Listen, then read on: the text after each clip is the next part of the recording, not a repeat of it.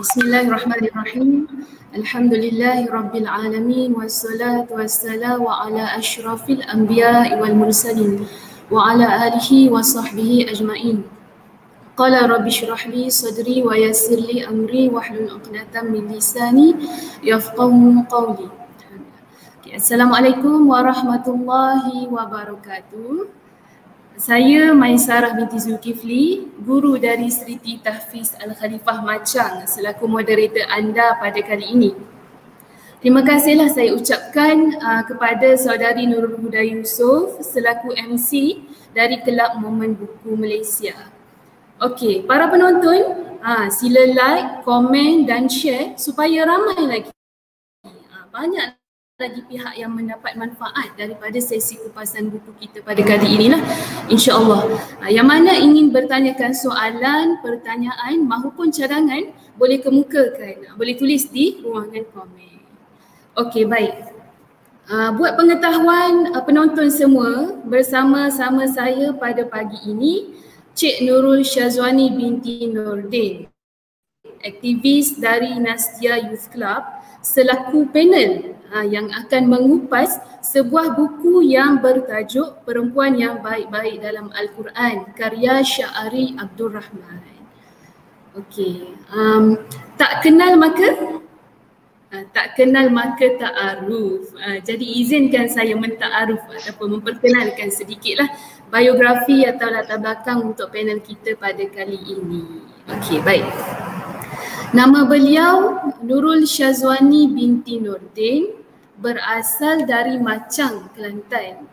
Beliau merupakan graduan lepasan Universiti Teknologi Mara UiTM Shah Alam dalam bidang ijazah sarjana muda komunikasi antarapersonal. Beliau pernah menjawat jawatan sebagai Majlis Pimpinan Kebangsaan Sahabat Yadim. Kini beliau berkhidmat sebagai pembantu tadbir SUK Kota Baru, Kelantan. Beliau juga menjawat jawatan sebagai Setiausaha Wanita Nastia Malaysia, Nawal.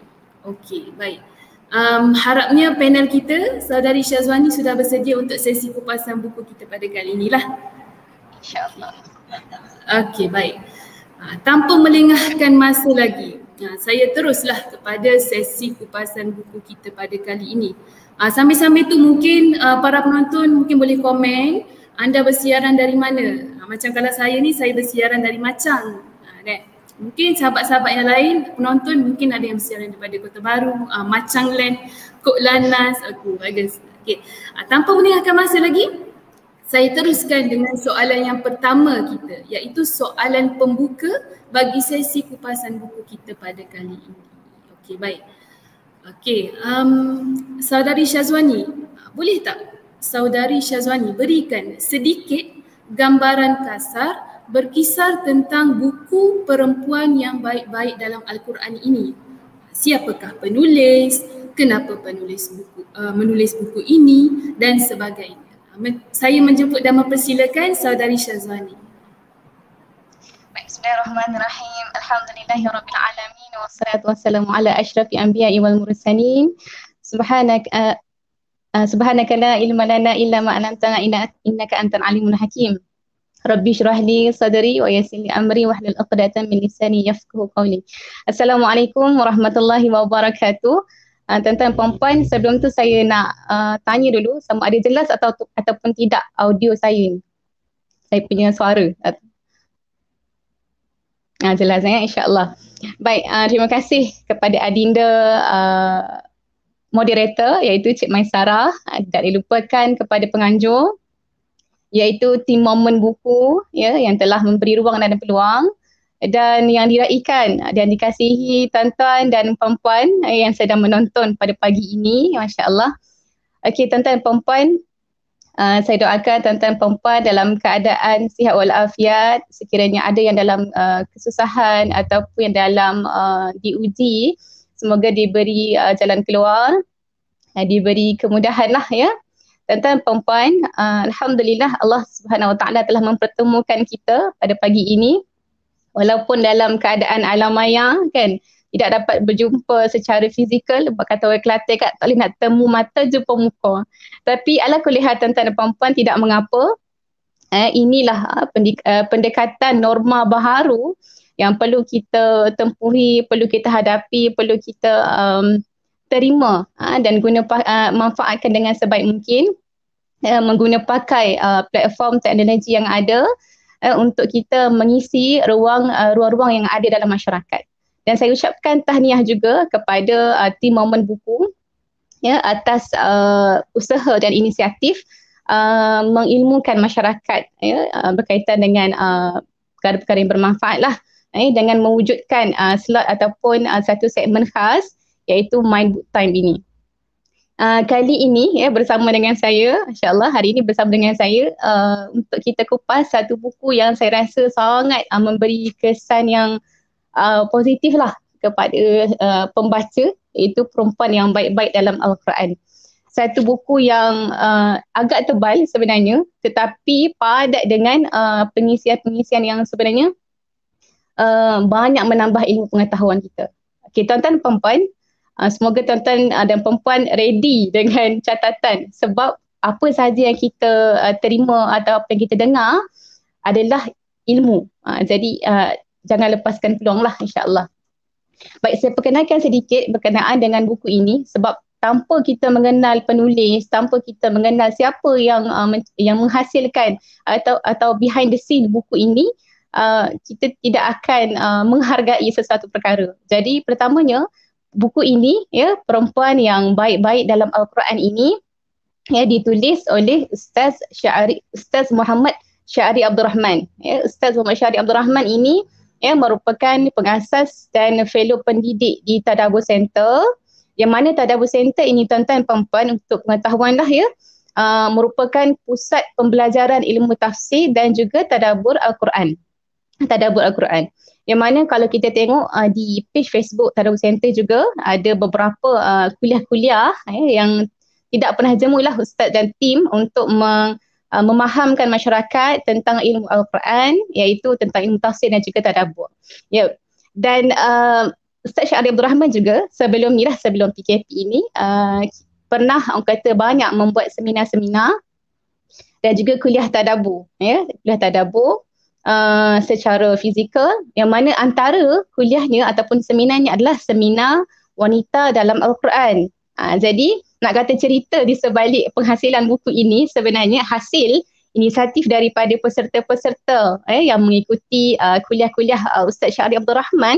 Maka mereka rasakan ilmu-ilmu yang dikongsikan oleh Ustaz Syahri Abdul Rahman berkaitan dengan wanita-wanita dalam Al-Quran ini rugi kalau orang lain tak dapat nak manfaatkan.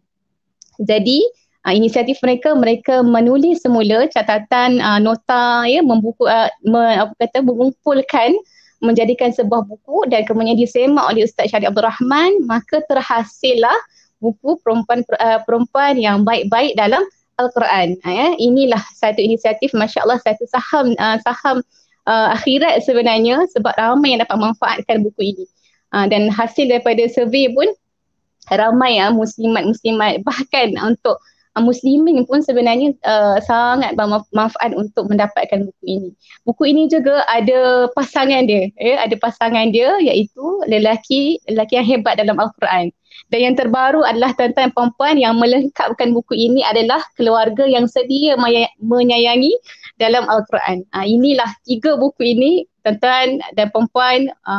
Saya nak kata wajib pun tak boleh juga, tapi nak katanya wajarlah dan patut untuk kita dapatkan sebagai rujukan kita dalam membina diri Muslim, sebagai seorang lelaki, sebagai seorang perempuan, dan akhirnya kemudian kita melengkapkan Baitul Muslim dan juga keluarga Muslim lah, insya-Allah mengikut panduan Al-Quran.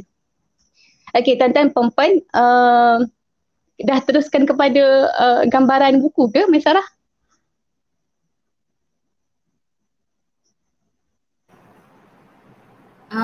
Belum. Kita teruskan. Okey, baik. Terima kasih. Saya ucapkan kepada saudari Syazwani untuk soalan pembuka kita. Gambaran kasar, sikit je. Sikit saja gambaran kasar berkisar tentang buku Perempuan yang Baik-Baik dalam Al-Quran ini. Baik, okey. Kita teruskan dengan soalan yang seterusnya lah. Okey, seorang wanita itu boleh menjadi sebaik-baik perhiasan, boleh juga menjadi seburuk-buruk fitnah. Dalam Al-Quran, Allah Subhanahu Wa Taala telah menukilkan beberapa kisah wanita pilihan untuk kita jadikan ibrah ataupun untuk kita jadikan teladan dalam kehidupan sehari kita. Okey, persoalannya di sini, Saudari Syazwani, siapakah dan apakah sebenarnya yang ditakrifkan sebagai perempuan-perempuan baik ini?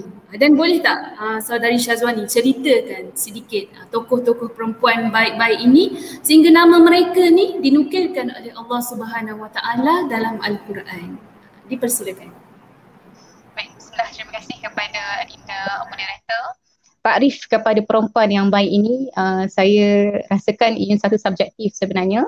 Yang mana bila kita melihat perkara baik, kita boleh, pada pandangan setiap orang tu berbeza. Kan ada orang nampak kebaikan itu ada pada akhlak, ataupun kadang orang nampak kebaikan itu ada pada lisan dia, disebabkan yang kata perkataan baik yang selalu dituturkan, ataupun kadang-kadang orang melihat kebaikan itu ya ada pada keterampilan, ya ada pada pemakaian dan sebagainya. Jadi saya rasakan merujuk kepada satu ayat dalam surah Al-Mulk yang paling baik adalah sebenarnya maksud ayat surah Al-Mulk itu yang bermakna dialah yang Allah Subhanahu Wa Taala yang telah menciptakan mati dan hidup itu untuk menguji siapakah di antara kamu yang paling baik, ya, paling baik ahsanu amala, yang paling baik amalannya, dan Allah Maha Perkasa dan Maha Pengampun. Surah Al-Mulk ayat kedua. Yang mana di sini takrif yang saya nak katakan adalah dari sisi baik ini adalah yang paling baik amalannya. Yang mana kalau kita tengok pun dalam Al-Quran, wanita-wanita baik dalam Al-Quran ini yang dinukil, yang dirakamkan dalam Al-Quran ini, ya, di sebalik kata apa, kebaikan, keimanan, keteguhan mereka ini, ada ketidaksempurnaan yang mereka perlu hadapi, ada cabaran, ujian yang mereka perlu hadapi. Jadi yang paling baik adalah yang paling melaksanakan ketaatan kepada Allah Subhanahu Wa Taala, yang membuktikan betul-betul keimanan kepada Allah Subhanahu Wa Taala, yang berlumba-lumba untuk mendekatkan diri kepada Allah Subhanahu Wa Taala. Itulah saya rasa antara ta'rif, ya, ta'rif yang sesuai mungkin untuk pagi ini, ya, tentang apakah ta'rif perempuan baik itu, ya, sebab kita nak besarkan skop supaya semua orang rasa kita semua boleh jadi baik, ya, kita semua boleh jadi baik, yang mana kita mana setiap daripada kita ini kadang-kadang melakukan kesilapan, ya, tidak sempurna. Kadang-kadang ada kalanya kita semangat nak buat baik, ada kalanya kita tak semangat. Begitu kehidupan seorang seorang manusia. Jadi menjadi baik itu memerlukan satu proses, dan insya-Allah yang paling baik di antara kamu difirmankan Allah Subhanahu Wa Taala adalah yang paling baik amalannya, insya-Allah. Wallahu a'lam bissawab. Dan berkaitan dengan tokoh-tokoh wanita di Al-Quran yang disebutkan, saya tengok semalam dan rujuk kepada seminar Ustaz Syarif Abdul Rahman juga, ada 17 kurang lebih macam itulah, 17 orang wanita, termasuk dengan wanita, 3 orang wanita yang Allah Subhanahu Wa Taala katakan mereka ini berada dalam neraka kelak. Kerana apa? Kerana penderhakaan dan kata berpaling daripada perintah Allah Subhanahu Wa Taala. Jadi saya sebutkan beberapa tokoh-tokoh wanita, iaitu pertamanya isteri Nabi Adam AS, iaitu Hawa. Keduanya isteri Nabi Ibrahim, iaitu Sarah. Ketiganya isteri Al-Aziz, iaitu yang dikatakan namanya Zulaika. Yang keempatnya isteri Nabi Ayub, ya. Seterusnya ibu Nabi Musa dan kakak Nabi Musa. Dan seterusnya isteri Fir'aun, iaitu Asiyah. Seterusnya perempuan Madian. Dalam surah Al-Qasas disebutkan tentang perempuan Madian yang merupakan juga salah seorangnya adalah isteri kepada Nabi Musa AS. Dan seterusnya Malikatus Saba, iaitu Balqis, ya, pemimpin kepada negeri Sabak. Seterusnya ibu Maryam, ya, yang diberi nama Hannah. Juga tidak lupakan, ya, Sayyidatina Maryam dalam surah Maryam, yang Allah Subhanahu, satu-satunya wanita yang Allah Subhanahu Wa Taala yang merakam namanya dalam satu surah, yang menyebut namanya satu surah. Dan seterusnya Sayyidatina Aisyah Aisyah radhiyallahu anha juga disebutkan dalam surah An-Nur. Seterusnya yang ada, dan dua orang wanita ini sering kita lupakan dan mungkin tidak diwar-warkan kepada umum, iaitu Ummu Kulsum dan juga Khawlah binti Sa'labah. Dua orang wanita ini kita akan kupas sedikit berkaitan dengan tokoh figura wanita yang sebenarnya sangat bermanfaat kepada belia, ya. Dan tiga orang wanita ini yang disebutkan Allah Subhanahu Wa Taala berada dalam neraka kerana apa? Kerana berpaling daripada perintah Allah Subhanahu Wa Taala.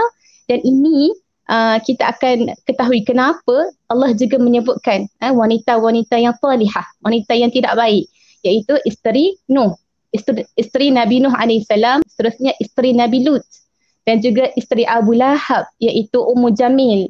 Tiga orang wanita ini kita akan ketahui kenapa sebenarnya, apa hikmah di sebalik mereka ini juga disebutkan di dalam Al-Quran. Jadi kalau nak ikutkan dalam Al-Quran ini, secara umumnya ada dua golongan wanita yang disebutkan. Pertama, wanita salihah, wanita yang baik seperti mana yang kita bacakan tadi antara senarainya. Dan yang kedua adalah wanita yang salihah, yang tidak baik. Jadi sebenarnya kalau kita membaca Al-Quran, kita kena ambil ibrah. Ibrah ni berasal dari perkataan abara, iaitu menjembatani. Kita kena bridging, kita kena hubung kait diri kita ini dengan karakter ataupun sifat-sifat yang ada di dalam Al-Quran. Sifat-sifat tokoh yang ada dalam Al-Quran. Contohnya, kita katakan tadi isteri Nabi Nuh, Nabi Nuh alaihissalam. Kita katakan itu isteri Nabi Nuh, tidak berkenaan dengan kita kan. Allah tidak katakan tentang kita.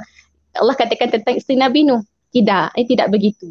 Sepatutnya bila kita membaca Al-Quran, kita kena tengok sama ada tak watak-watak yang ataupun karakter-karakter yang ada pada isteri Nabi Nuh alaihissalam, ataupun karakter yang ada pada isteri Abu Lahab, Ummu Jamil yang suka mengapi-ngapikan, ada pada diri kita. Jadi kita kena ambil ibrah, ambil pengajaran untuk sama ada kita nak menjauhi karakter itu, ataupun kita mengambil contoh, menginspirasikan sebagaimana karakter Sayyidatina Maryam dan juga keimanan, keteguhan Sayyidatina Maryam dalam memelihara kehormatan dirinya. Jadi itulah antara salah satu kenapa kita nak bicarakan ataupun kita nak angkat satu kisah-kisah wanita yang mungkin kita tidak dalami dan hayati sebelum ini, insya-Allah. Wallahu a'lam. Okey, baik. Terima kasih pada saudari Syazwani atas, saya kira, kupasan yang sangat ringkas dan padat. Beberapa wanita ataupun serikandi-serikandi Islam yang Allah Subhanahu Wa Taala catatkan dalam Al-Quran, dan ada juga wanita yang soleh dan juga toleh dalam Al-Quran yang Allah catatkan supaya kita boleh ambil ibrah, boleh ambil teladan. Okey, baik. Saya teruskan dengan soalan yang seterusnya lah, saudari Syazwani. Okey, saya pernah menghadirilah satu convention di Kota Baru, tak silap saya tahun 2019. Dalam convention tu, Mrs. Farhad Naik. Mrs. Farhad Naik ni dia zaujah, dia isteri kepada Dr. Zakir Naik. Mrs. Farhad Naik ni dia pernah berkata, ta'alim can be taught at school, but tarbiyah happens in the lap of the parents. Jadi dekat sini kita dapat lihatlah betapa pentingnya peranan ibu bapa ni dalam mencorak, memberikan pendidikan atau tarbiyah yang sepatutnya kepada anak-anak. Jadi berdasarkan buku ni, apakah peranan wanita ini selaku madrasah kepada generasi akan datang dalam mendidik dan mentarbiyah anak-anak, terutamanya ketika di rumah? Dipersilakan, saudara. Baik, terima kasih. Bismillahirrahmanirrahim, insya-Allah. Okay. Kalau kita sebutkan tentang peranan dalam mendidik anak-anak ini, kita tidak boleh lupakan sebenarnya peranan ibu bapa itu satu peranan yang sangat besar dan mempunyai pengaruh yang sangat besar kepada seorang anak, itu pembentukan diri seorang anak. Tapi hari ini kita fokuskan kepada peranan wanita sebagai madrasah kepada anak-anak. Saya suka sebutkan bahawa wanita ini sebenarnya boleh menjadi madrasah peradaban. Dia seorang wanita ni boleh membentuk generasi dan juga boleh menghasilkan satu peradaban melalui didikannya, Jadi peranan wanita sebagai madrasah, ulama sebutkan adalah madrasatul ula, ibu ataupun Umi ataupun wanita itu sebagai madrasah utama kepada anak-anaknya. Dan saya juga tanyakan kepada sahabat saya dan kenalan-kenalan yang mana kata sebenarnya lelaki ini kita boleh kaitkan juga kalau ibu seorang madrasah dan ayah ini boleh jadi sebagai mudir kepada madrasah dan juga anak-anaknya. Jadi itulah kita nak kaitkan sebenarnya peranan kedua-duanya merupakan satu peranan yang sangat besar dan saling berkaitan, juga saling melengkapi. Ya, tapi kita tengok kepada soalan ini, berbalik kepada soalan ini, tuan-tuan dan puan-puan, rumah merupakan satu tempat bermula sebuah perjuangan. Ya, satu tempat bermula sebuah perjuangan. Jadi anak-anak ini dia akan belajar melalui kebanyakannya akan belajar melalui ibunya ataupun ayahnya. Yang paling dekat adalah ibunya. Kerana apa, tuan-tuan dan puan-puan? Kerana sejak melahirkan lagi sebenarnya ibu sejak mengandungkan lagi ibu sudah memberi pendidikan awal kepada anak-anak. Dalam satu kelas parenting yang saya hadiri, yang mana Ustazah katakan bahawa sebenarnya sejak daripada kandungan, di mana kita tahu kita mengandung itu, ibu itu tahu kita yang dia mengandung, maka pendidikan awal yang diberikan oleh seorang ibu itu pendidikan tauhid. Pendidikan tauhid yakni memperdengarkan kepada anak-anak tentang bacaan Al-Quran, ya, walaupun dari segi audio, walaupun dari segi bacaan seorang ibu itu pun merupakan satu pendidikan awal kepada anak-anak. Bahkan ada juga saya lihat kepada melalui pengamatan sekeliling, ini pengalaman saya, pengamatan sekeliling bahawa seorang ayah ataupun ibu yang mempunyai matlamat yang jelas terhadap anak yang bakal dilahirkan nanti. Contoh, dia nak anak dia itu menjadi hufaz, menjadi hafiz Al-Quran. Jadi di awal kandungan lagi dia dah semai dengan bacaan Al-Quran, semai dengan benda-benda yang berkaitan dengan Al-Quran. Ataupun kalau kita tengok sirah, iaitu Sa'ad bin Abi Waqqas, yang mana dia nak anak dia ni mencintai perang kan, maksudnya dia nak anak dia ni ada semangat jihad. Jadi dia kata, dia ceritakan ataupun dia kisahkan kepada anak dia ni tentang kisah perang, sama juga seperti mana dia menceritakan ataupun dia mengajar anak dia ni tentang Al-Quran. Nak kata hebatnya, kata perjuangan misi seorang ibu ayah. Okey. Dari kalau mengikut kepada buku perempuan yang baik-baik dalam Al-Quran ini, ada dua tokoh ataupun figura yang boleh kita, Masya Allah, inspirasikan, yang boleh kita ikuti. Yang pertama adalah ibu kepada Sayyidatina Maryam, Hannah, yang mana sejak daripada kandungan lagi kita boleh baca dalam surah Ali Imran bahawa menyebutkan bahawa nazar seorang ibu, iaitu ibu kepada Sayyidatina Maryam, untuk menazarkan anaknya ni, wakafkan anak dia ni kepada agama, supaya berkhidmat kepada agama, ya. Sebab Ibu Hannah ni asalnya dia harapkan anaknya ni sebagai lelaki lah, sebab nak berkhidmat kepada agama kan, maksudnya. Jadi akhirnya Allah Subhanahu Wa Taala mentakdirkan sebaliknya, iaitu yang lahirnya adalah Maryam, ya, perempuan.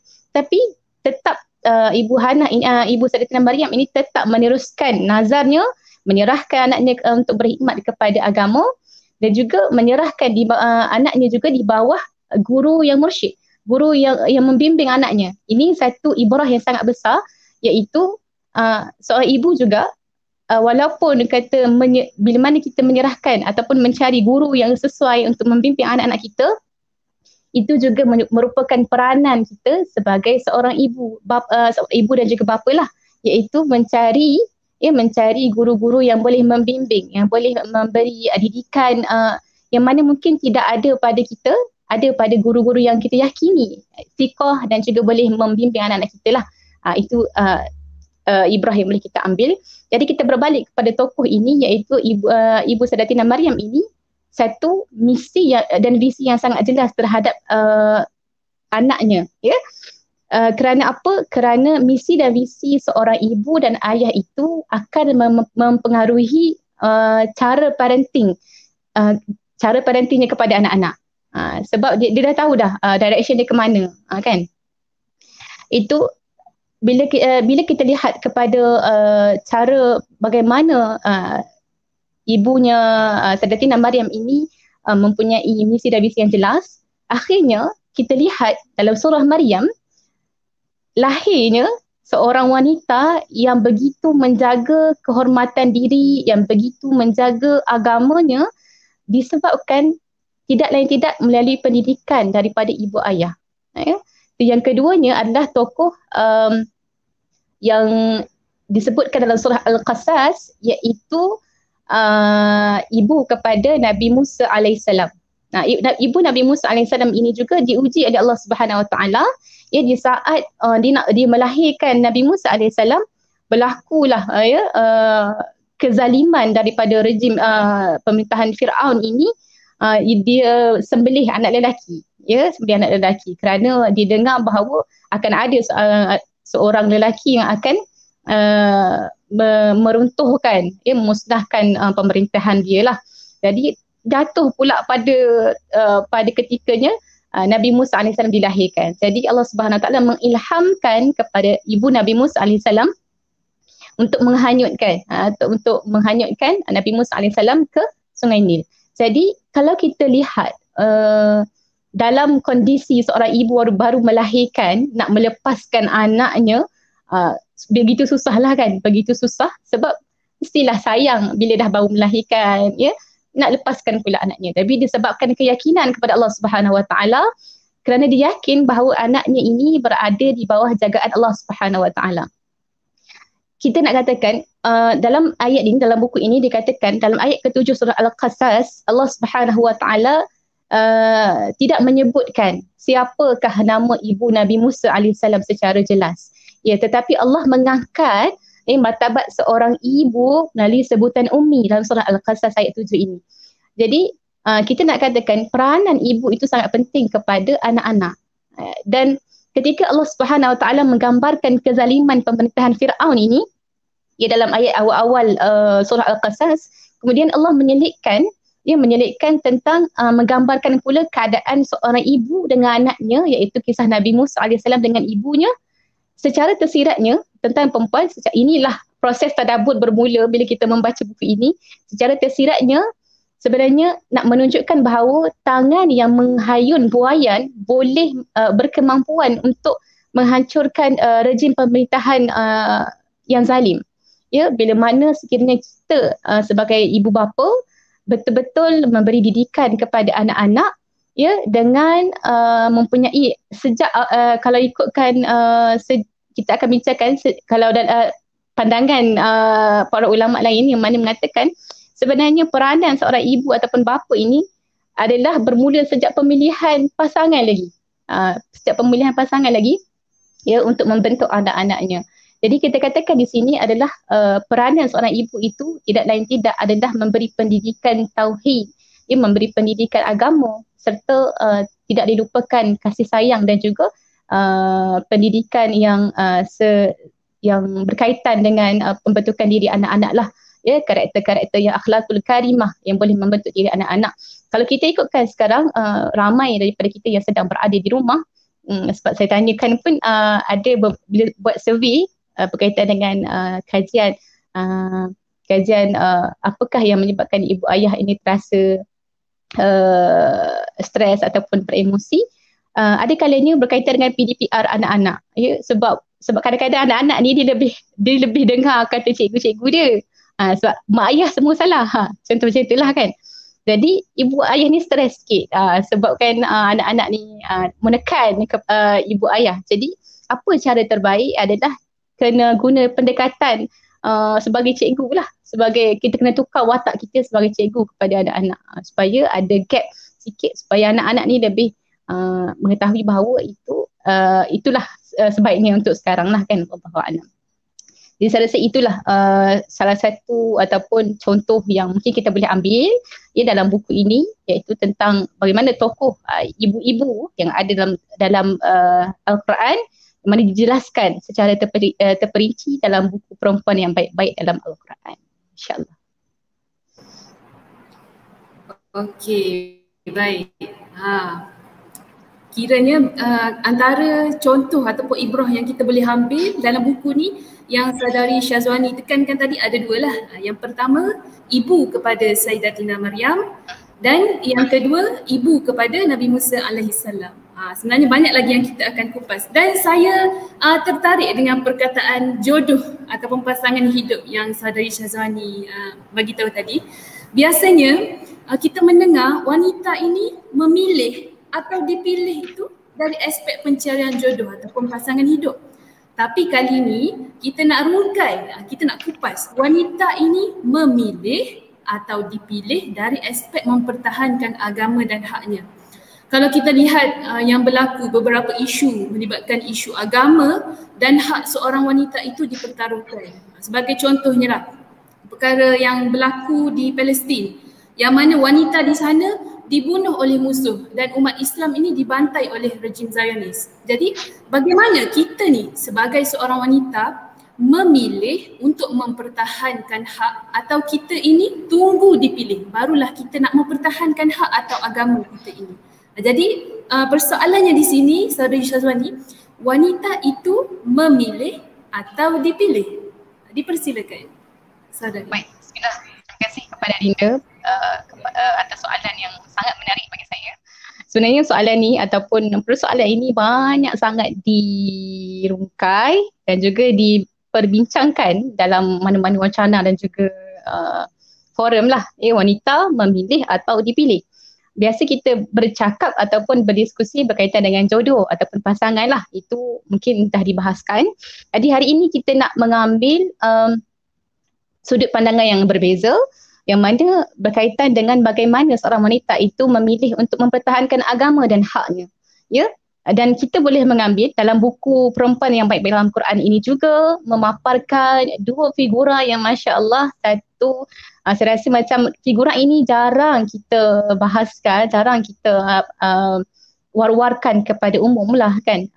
Jadi bila saya baca buku Perempuan yang Baik-Baik dalam Quran, kadang-kadang walaupun kita dah baca Al-Quran, kita mungkin tidak memahami sepenuhnya. Kita tidak dapat menghayati apakah asbabun nuzul, iaitu sebab penurunan ayat dan surah kan. Jadi bila kita membaca Perempuan yang Baik-Baik dalam Quran ini merupakan satu tambahan ilmu bagi kita untuk kita tahu sedikit sebanyak sirah yang melatari surah tersebut. Jadi saya bahaskan sedikit berkaitan dengan wanita memilih atau dipilih. Memilih, bila mana kita memilih, jadi pilihlah yang terbaik. Seandainya kita diberi peluang ataupun kapasiti untuk memilih, maka pilihlah yang terbaik. Macam mana kita nak tahu terbaik? Dalam kerangka apa kita nak tahu terbaik? Terbaik tidak lain tidak kita kena back to basic. Yang ini kalau saat perkara yang kita pilih atau sesuatu yang kita pilih itu perlulah mendekatkan kita kepada Allah Subhanahu Wa Taala. Menjadi asbab untuk kita dekat dengan Allah Subhanahu Wa Taala. Seandainya perkara yang kita pilih itu yang menjauhkan kita makin jauh akan makin jauh sebab pemilihan kita, sebab keputusan yang kita buat, maka kita kena recheck balik sama ada betul ke tak pilihan yang kita buat. Itu memilih.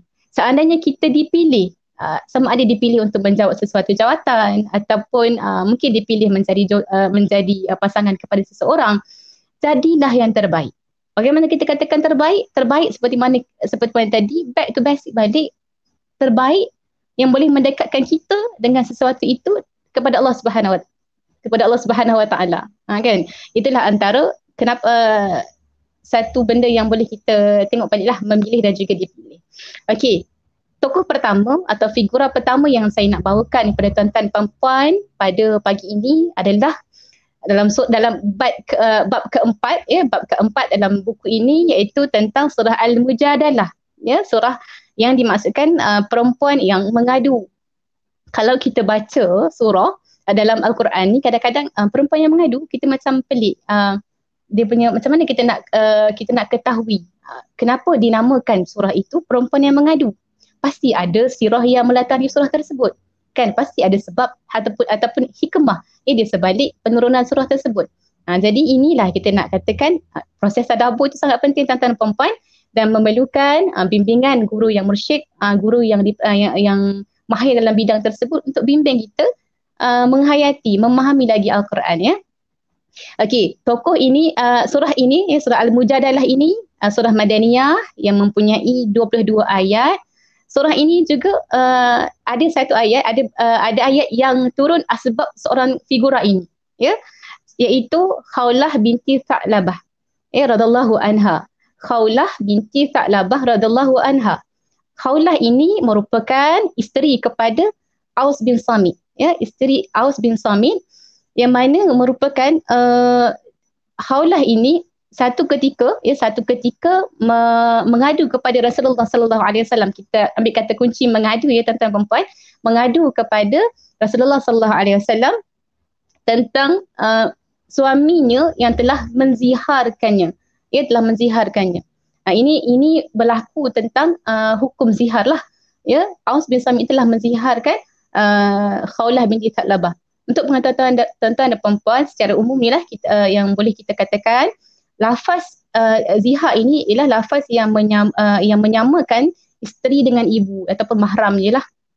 Ya, jadi Khawlah ini bila dia dengar suaminya, Aus bin Samit ini menyatakan, kata melafazkan zihar kepada dirinya, dia rasa macam apa hukum, apa keadaan rumah tangganya. Sebab disebutkan rumah tangga Khawlah binti Tha'labah ni dah lama dengan suaminya. Kan, dia pun nak tahu hak dia kan, dia nak tahu hak dia. Jadi dia memilih bagaimana kita nak lihat satu kualiti seorang Khawlah binti Tha'labah ini, satu kualiti wanita yang begitu berani dan bijak selepas kata berlaku keadaan ini, terus merujuk kepada yang ahli, iaitu Rasulullah sallallahu alaihi wasallam tentang hukum ini. Pada ketika itu tidak ada lagi tentang hukum zihar ini. Jadi asbab pertanyaan Khawlah binti Tha'labah ini, akhirnya turun ayat pertama dalam surah Al-Mujadalah ini menjawab persoalan Khawlah binti Tha'labah ini.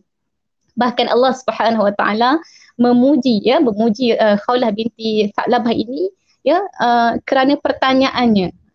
Sebab kalau ikutkan ada juga mufassirin yang mengatakan pengaduan Khawlah kepada Rasulullah sallallahu alaihi wasallam ini betul-betul bersungguh-sungguh, betul-betul nak tahu. Sebab kalau kita ikutkan bentuk pertanyaan Khawlah binti Tha'labah ini, pertanyaan yang kata apa, selepas dah buat bacaan, selepas dah recheck dah betul ke tak tentang hukum zihar ni dah ada ataupun tidak. Nak katanya Khawlah binti Tha'labah ini tidak memilih untuk beremosi terlebih dahulu, bahkan memilih untuk bertanya kepada Rasulullah SAW, yang mana kita boleh ambil ibrah kat sini tuan-tuan perempuan.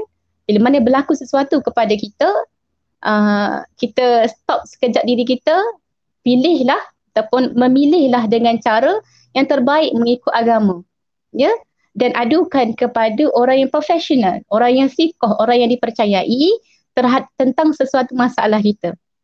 Itu satu benda yang sebenarnya deep jugalah bagi saya sebagai seorang wanita, ya, bila kita tengok kisah ataupun sirah Khawlah binti Tha'labah ini, ya.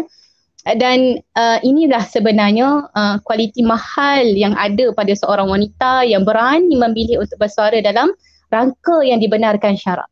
Ya, hari ini bila kita nak mengadu sesuatu, elakkan mengadu. Ini sebenarnya satu nasihat juga kepada diri dan juga kepada sahabat di luar sana, supaya elakkan daripada mengadu di media sosial. Sebab apa? Sebab kadang-kadang apa yang kita nak maksudkan ini tidak sampai kepada orang yang membaca. Mungkin niat kita baik, tapi kita kena baca balik supaya kita tengok baliklah, supaya apa yang kita tulis, apa yang kita post tidak menyebabkan berlakunya fitnah dan juga perbalahan, ya, insya-Allah. Dan tokoh yang kedua tuan-tuan dan puan-puan, iaitu yang jarang sebenarnya kita dengar, iaitu Ummu Kulsum binti Uqbah bin Abi Mu'ayth radhiyallahu anha. Ummu Kulsum ini diceritakan, kisah Ummu Kulsum ini diceritakan dalam surah Al-Mumtahanah, ya, surah Al-Mumtahanah, iaitu perempuan yang diuji, ya, perempuan yang diuji. Dua elemen yang ada pada Ummu Kulsum ini, iaitu memilih dan juga dipilih. Jadi kita nak tahu bagaimana Ummu Kulsum ini memilih dan juga dipilih, ya, sebagai apa. Jadi surah Al-Mumtahanah ini dia ada dua aspek jugalah, ada dua figura juga yang diceritakan sebenarnya. Satu adalah Ummu Kulsum ini sendiri, dan juga seorang lagi adalah Hatib bin Abi Batta'ah, yang mana sedikit saya ceritakan kepada tuan-tuan perempuan. Dalam buku ini menceritakan satu figura iaitu Hatib bin Abi Batta'ah ini diuji oleh Allah Subhanahu Wa Taala, yang mana beliau ini telah membocorkan rahsia misi kaum muslimin ya selepas perang Hudaibiyah, ya selepas perang Hudaibiyah, yang mana Allah Subhanahu Wa Taala menegur perbuatan Hatib bin Abi Balta'ah ini dengan menurunkan ayat dalam surah Al-Mumtahanah ni lah. Dan juga kita sebutkan surah Al-Mumtahanah ni juga adalah surah Al-Mumtahinah yang disebabkan perbuatan Hatib bin Abi Balta'ah. Sebab tu kita sebenarnya kena linkkan, ya, bukan sebab perbuatan Hatib bin Abi Balta'ah tu sahaja yang kita kena tengok, ya, sebab bila berlaku, bila diterangkan tentang sesuatu perbuatan, ya, satu perbuatan dalam Al-Quran, kita boleh linkkan dengan diri kita lah, ya, supaya kita tak tengok itu tentang Hatib, bukan tentang kita. Kita tak boleh tak begitu. Berbalik kepada Ummu Kulsum, tuan-tuan dan puan-puan, tentang memilih, ya. Ummu Kulsum ini merupakan anak kepada Uqbah. Uqbah ni pun ada satu ayat yang turun sebab dia. Uqbah ni merupakan orang yang lantang menentang Rasulullah sallallahu alaihi wasallam, di mana orang yang melemparkan atau meletakkan najis untuk kepada Rasulullah sallallahu alaihi wasallam. Orang yang betul-betul lantang menentang Rasulullah, dakwah Rasulullah sallallahu alaihi wasallam. Dan Ummu Kulsum ni ada juga dua orang abang, iaitu Amarah dan juga Al-Walid, ya. Dua orang ni juga lantang menentang dakwah Rasulullah sallallahu alaihi wasallam. Jadi Ummu Kulsum ni sebenarnya antara orang yang awal mendengar seruan dakwah Rasulullah sallallahu alaihi wasallam, dan apabila dijentik oleh hidayah, diberi hidayah oleh Allah Subhanahu Wa Taala, dalam diam Ummu Kulsum ini memeluk Islam.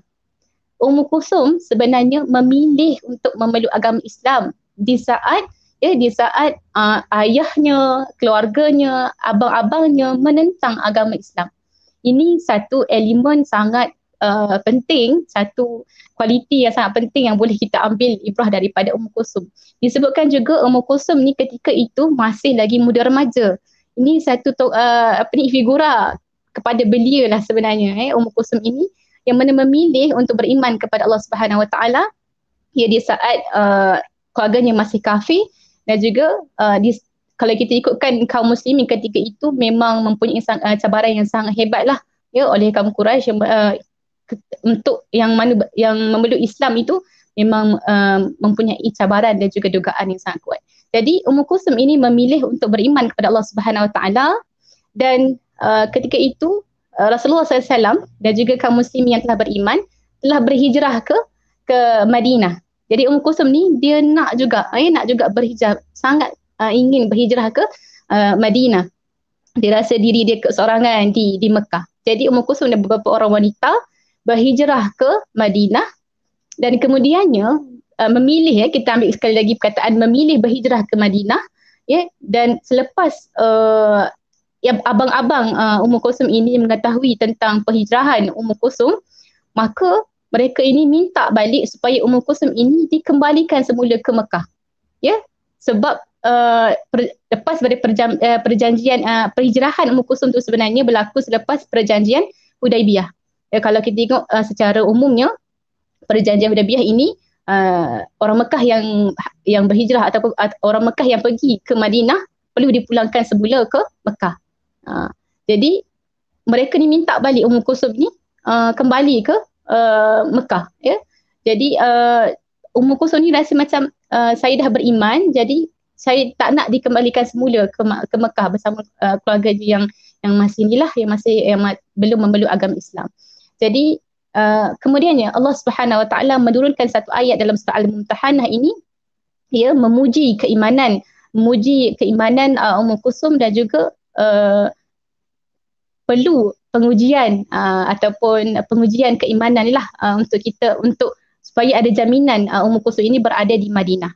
Maka Rasulullah SAW, ya, menguji perempuan-perempuan yang berhijrah, wanita-wanita yang berhijrah termasuk Ummu Kulsum, dengan pengujian yang begitu detail lah, supaya betul-betul bai'ah beriman kepada Allah, iaitu beriman kepada Allah dan juga Rasul, itu sebenarnya satu bentuk bai'ah kepada satu bentuk pengajaran kepada kita, merupakan satu tujuan ataupun agenda besar seorang wanita yang berhijrah di jalan Allah Subhanahu Wa Taala.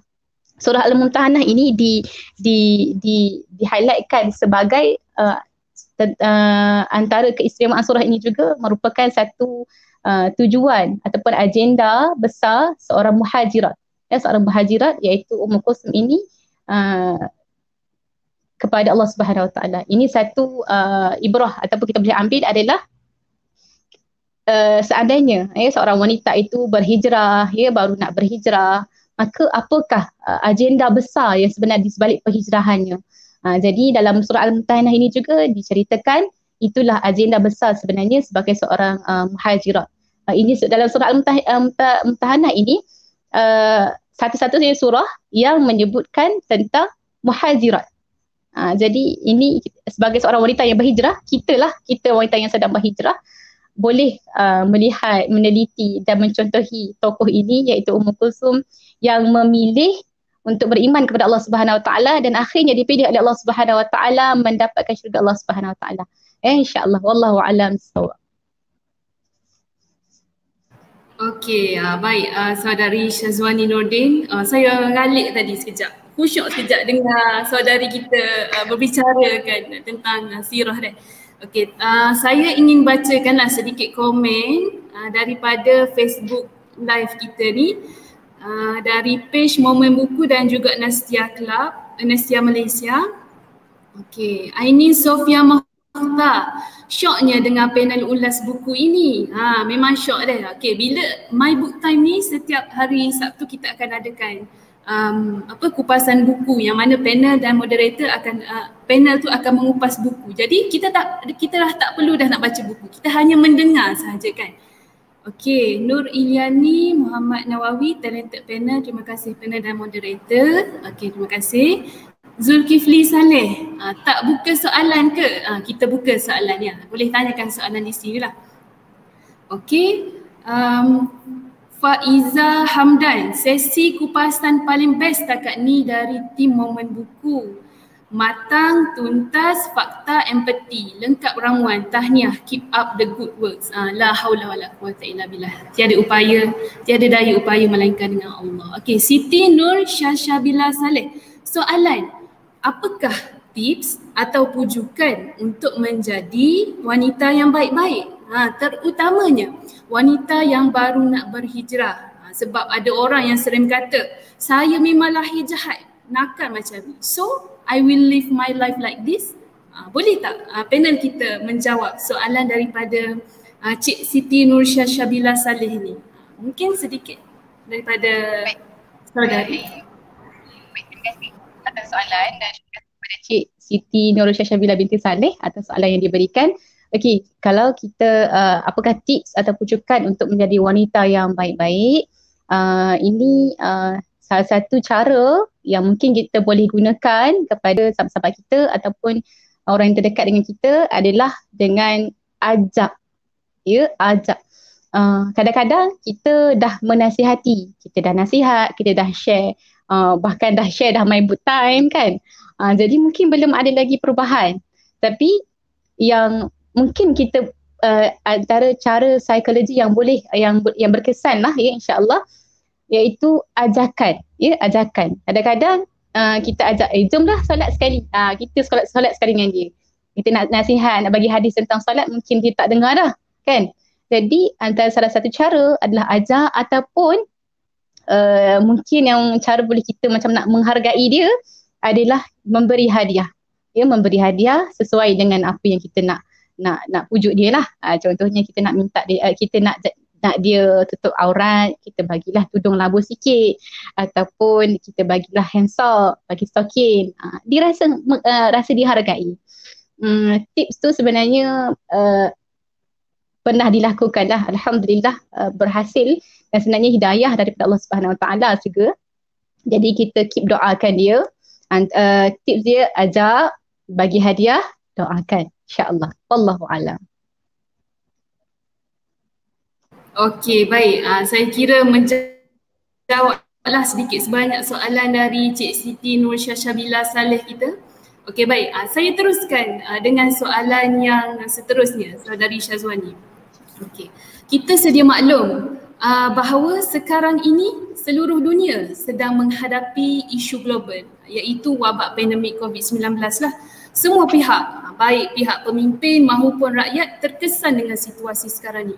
Keadaan ini menyebabkan tekanan yang sangat kuat dan memberi kesan kepada semua orang, terutamanya dari segi kewangan, tingkah laku, kesihatan, emosi dan sebagainya. Dan kalau kita lihat statistik dari PDRM, Polis Diraja Malaysia menunjukkan bahawa jumlah kes bunuh diri ni dalam kalangan rakyat Malaysia ni setiap hari makin tinggi, makin naik. Dan setiap hari saja 2 orang rakyat Malaysia bunuh diri.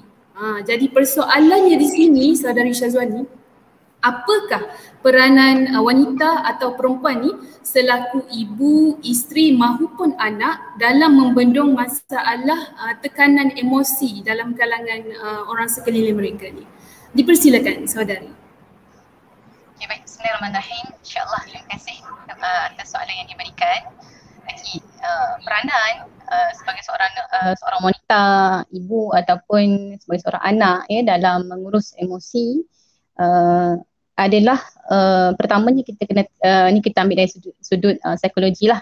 Pertama kita kena ketahui tanda-tanda perubahan terhadap diri kita ataupun terhadap orang sekeliling kita. Seandainya ada perubahan, kita kena tengoklah simptom-simptom yang nampak. Contohnya dia seorang yang ceria, kemudian berlaku tiba-tiba dia dah seorang yang diam. Mungkin kita boleh slow talk, tu cara dari segi sudut psikologi. Dan kalau kita tengok peranan sebagai wanita ataupun ibu, mungkin boleh dilihat secara fizikal lah. Di sini perlukan sebagai seorang ibu. Kadang-kadang orang yang sedang melalui tekanan ini, dia memerlukan pendengar yang pasif, pendengar yang aktif. Pendengar yang aktif yang mana dia nak meluah je sebenarnya, dia nak meluahkan. Disebabkan dia dah pendam lama, maka dia nak orang mendengar, orang mendengar tentang dirinya. Ataupun mungkin kita boleh tanyakan apa masalah yang berlaku dan kita boleh bagi solusi, kita boleh selesaikan ataupun sekiranya kita boleh membantu dari sudut kewangan dan sebagainya yang sesuai dengan masalah yang ada, maka bolehlah kita bantu orang itu jadi kita nak ambil contoh daripada buku ini dalam buku ini menerangkan bagaimana motivasi ataupun seorang figura ini mengurus emosi dan tekanan. Salah satu tokoh yang masya-Allah tabarakallah merupakan tokoh yang antara wanita yang paling banyak juga disebutkan di dalam Al-Quran, iaitu Sayyidatina Maryam, yang mana dalam surah Maryam Allah Subhanahu Wa Taala memperlihatkan kepada kita, merakamkan kepada kita bahawa dalam perjalanan hidup Sayyidatina Maryam ini juga merupakan satu perjalanan yang sangat mencabar, mana ujian yang bertalu-talu. Kalau kita tengok sejak awal kata kelahiran lagi, kemudiannya ibunya Sayyidatina Maryam menyerahkan di bawah jagaan Nabi Zakaria untuk membimbing Sayyidatina Maryam ini, maka pastilah mereka ini berpisah daripada ibu dan ayah. Ini satu ujian juga kepada anak-anak yang mana memerlukan kasih sayang dan juga perhatian ibu ayah. Itu pertama, ujian yang berlaku kepada Sayyidatina Maryam. Keduanya adalah Sayyidatina Maryam ini juga berlaku ke atasnya ialah kehamilan tanpa suami. Dan Allah Subhanahu Wa Taala menguji Sayyidatina Maryam ini hamil dan tanpa suami. Yang ketiganya adalah melahirkan Nabi Isa alaihissalam secara bersendirian dan terasing. Dan keempatnya kembali Sayyidatina Maryam ini selepas melahirkan, dia kembali ke Baitul Maqdis dengan membawa seorang bayi. Kita bayangkan tuan-tuan perempuan kena lepas dia melahirkan kembali semula kepada Baitul Maqdis, macam mana dia nak menjawab. Sedangkan Sayyidatina Maryam ini dikenali sebagai seorang wanita yang sangat menjaga maruah diri, kan?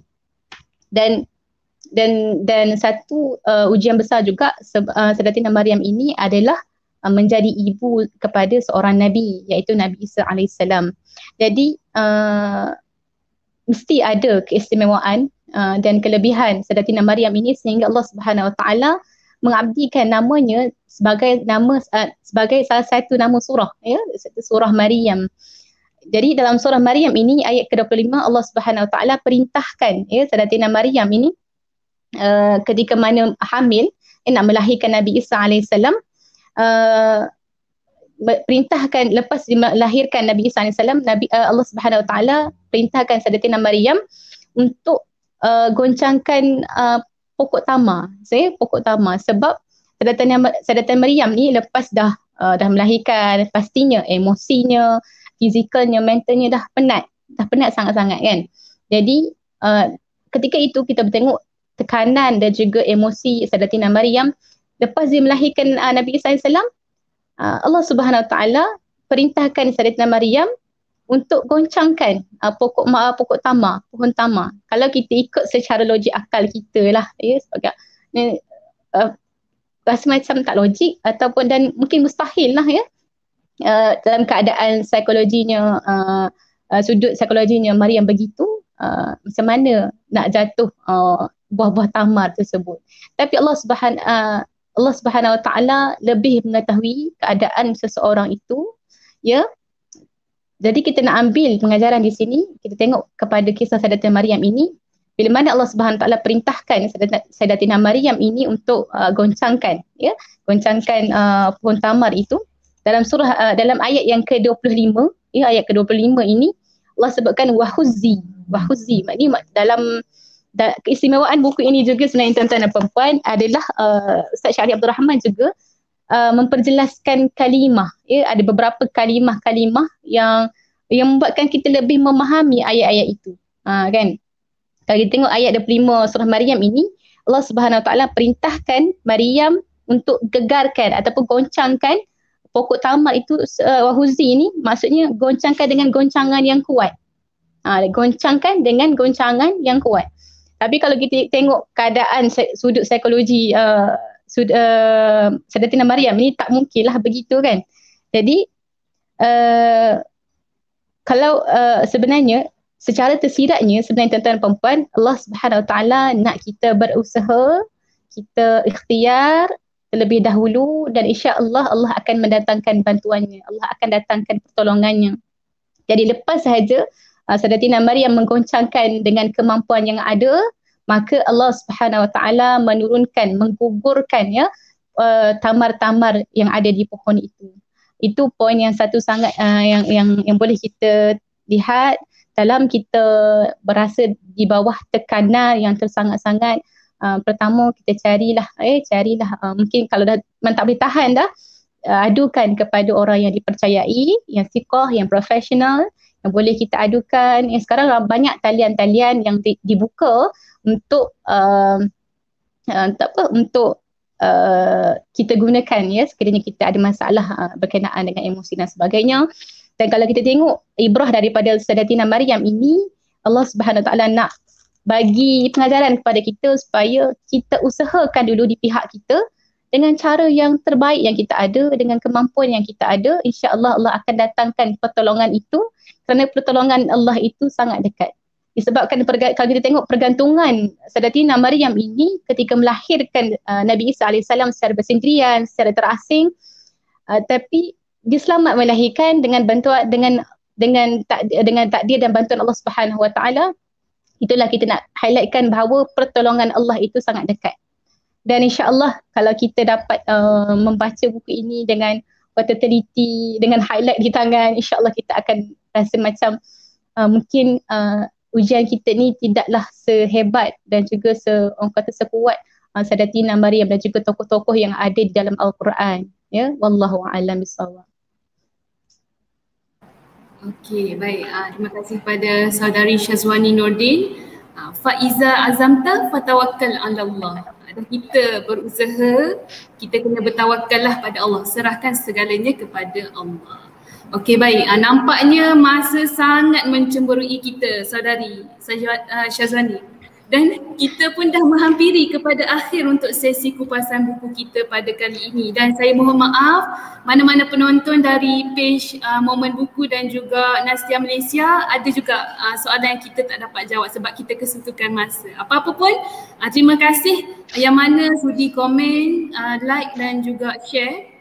Okey, jadi berbalik kepada sesi kita yang dah nak menghampir kepada penghujungnya. Jadi Saudari Syazwani, hasil dari pembacaan buku ini, apakah nasihat Saudari Syazwani tentang kelengkapan yang perlu ada untuk seorang perempuan tu agar boleh menjadi seperti orang yang baik-baik yang disebutkan dalam buku ini? Dipersilakan Saudari Syazwani. Baik, terima kasih. InsyaAllah kita nak kulasah dah kan. Nak kesimpulan dah, insyaAllah. Saya ambil sedikit daripada ringkasan Ustaz Syahri Abdul Rahman, menghargai tulisan beliau yang masya-Allah sangat bermanfaat. Perempuan yang baik-baik itu bukanlah perempuan yang sempurna, yang mana tidak sempurna sabarnya namun mampu menguatkan kesabaran demi zuriat yang disayanginya, iaitu seperti mana Sayyidatina Maryam alaihissalam mungkin tidak sempurna keyakinannya, tapi mampu meneguhkan hatinya, percaya kepada janji Allah Subhanahu Wa Taala sebagaimana ibu Nabi Musa alaihissalam tidak sempurna masa silamnya, namun demi mengejar peluang syurga dia sanggup berkorban segala-galanya, seperti mana Zulaikha. Melalui buku ini kita boleh lihat di sebalik ketidaksempurnaan sebagai seorang wanita, sebagai seorang manusia, insya-Allah kita boleh usahakan untuk menjadi wanita yang baik. Mungkin kita tidak berhasil, tidak mencapai pada keberhasilan yang tinggi. Tapi tuan-tuan puan-puan, percayailah kita akan sangat menghargai proses untuk menjadi baik itu. Sebab kita akan belajar banyak perkara.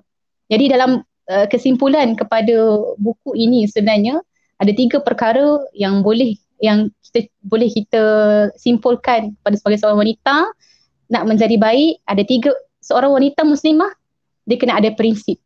Kerana saya yakin dan percaya orang yang ada prinsip ni sukar diganggu gugat. Jadi 3 prinsip utama seorang wanita muslimah. Pertama adalah ifah. Ifah. Yang ini menjaga kehormatan diri, sebagaimana kita lihat keteguhan iman, keteguhan Sayyidatina Maryam ini menjaga keimanannya ketika mana didatangi Jibril alaihissalam dalam keadaan yang sangat tampan. Dia dikatakan kalimah sawiyah itu mana keadaan yang sangat tampan lah, ada lelaki yang sangat tampan. Jadi bayangkan keadaan diuji begitu kan. Kalau tengok sekarang adalah ikhtilat lah, Jadi bagaimana kita nak respon ataupun nak reaksi, bagaimana kita nak menjaga diri. Kita lihat jawapan atau respon Sayyidatina Maryam dalam surah Maryam, mana dia berlindung pada nama Allah Subhanahu Wa Taala daripada kelakuan ataupun daripada individu lelaki yang berada di hadapan dia. Sayyidatina Maryam melihat ujian Allah Subhanahu Wa Taala itu sebagai satu tanda kasih sayang kepada dia. Jadi dia sangat menjaga kehormatan diri. Itu yang boleh kita para muslimat contohi. Yang kedua adalah izzah. Seorang wanita muslimah kena ada izzah, mempunyai kemuliaan peribadi. Sebagaimana kita tengok kemuliaan peribadi Sayyidatina Asiyah, yang mana walaupun dikelilingi oleh harta, dikelilingi oleh singgahsana yang apa sahaja yang dia nak dia dapat, tapi masih lagi memilih beriman kepada Allah Subhanahu Wa Taala. Kita lihat juga tidak disebutkan dalam buku ini kemuliaan peribadi Sayyidatina Aisyah, Sayyidatina Aisyah dalam surah An-Nur, mana Allah Subhanahu Wa Taala menurunkan salah satu ayat dalam surah An-Nur untuk membersihkan kehormatan ataupun mengangkat martabat Sayyidatina Aisyah. Dan yang ketiga adalah haya. Seorang wanita muslimah kena ada al-haya. Kerana malu itu sebahagian daripada keimanan. Malu ini yang menghiasi peribadi kita sebagai seorang wanita. Malu kena bertempat lah. Bila mana kita nak menuntut ilmu, kita kena ada batas-batas yang kita mengikut kerangka syarak. Mana kita tengok dalam buku ini juga tidak disebutkan tentang perempuan Madian. Dalam Al-Quran juga disebutkan tentang perempuan Madian dalam surah Al-Qasas, yang mana ketika mana bertemu dengan Nabi Musa AS kan, berjalan dengan penuh rasa malu kan. Ini satu sifat ataupun tokoh yang masya-Allah kita boleh ikuti. Sebenarnya macam kita tengok tadi di awal tadi kita sebutkan ada dalam 17 ataupun kalau kita ingat 14 lah wanita salihah yang disebutkan oleh Allah Subhanahu Wa Taala, yang dirahkan oleh Allah Subhanahu Wa Taala dalam Al-Quran yang boleh kita ikuti. Jadi wanita muslimah dia kena ada template dia kena ada role model dia. Ya, jadikanlah wanita-wanita yang telah mendahului kita ini, yang telah membuktikan amal, yang membuktikan taat setia kepada Allah dan Rasul sebagai contoh ikutan, agar kita dapat bersama dengan mereka, kerana mencontohi yang mulia itu, walaupun kita tidak dapat sepenuhnya mengikuti mereka, insya-Allah kita akan berjaya. Wallahu a'lam bishawab. Okey, baik. Saya kira ringkasan yang cukup ringkas, cukup padat, kesimpulan yang cukup ringkas dan cukup padat. Wanita ini perlu ada prinsip. Setiap wanita perlu ada prinsip, iaitu yang pertama iffah, iaitu menjaga kehormatan diri kita sebagai seorang wanita. Yang kedua izzah, ini kemuliaan peribadi. Dan yang ketiga haya, iaitu malu. Setiap wanita ni kena ada sifat malu. Okey, baik. Terima kasih saya ucapkan kepada panel kita pada kali ini, dan saya mohon maaf bagi penonton live kita yang mana mengemukakan, yang mengajukan soalan di ruangan komen saya tak dapat bacakan. Okey, tapi tak apalah, terima kasih kerana bersama kami dengan hari ini. Para penonton, jangan lupa like, komen dan share program kita pada hari ini supaya ramai lagi orang yang mendapat manfaat dari sesi kupasan buku kita pada kali inilah, insya-Allah. Terima kasih saya ucapkan kepada panel kita, Saudari Syazwani Nordin, dan juga kepada para penonton semua kerana bersama kami dari awal hinggalah ke akhir rancangan kita pada kali ini. Saya Maisarah binti Zulkifli selaku moderator anda pada kali ini memohon maaf kalau ada salah dan silap dalam mengendalikan siaran live kita pada kali ini. Yang baik itu dari Allah, yang kurang itu adalah kelemahan dari diri saya sendiri. Saya akhiri siaran live kita pada kali ini dengan subhanakallahumma wa bihamdika asyhadu an la ilaha illa anta astaghfiruka wa atubu ilaik. Assalamualaikum warahmatullahi wabarakatuh. Saya serahkan semula kepada MC kita.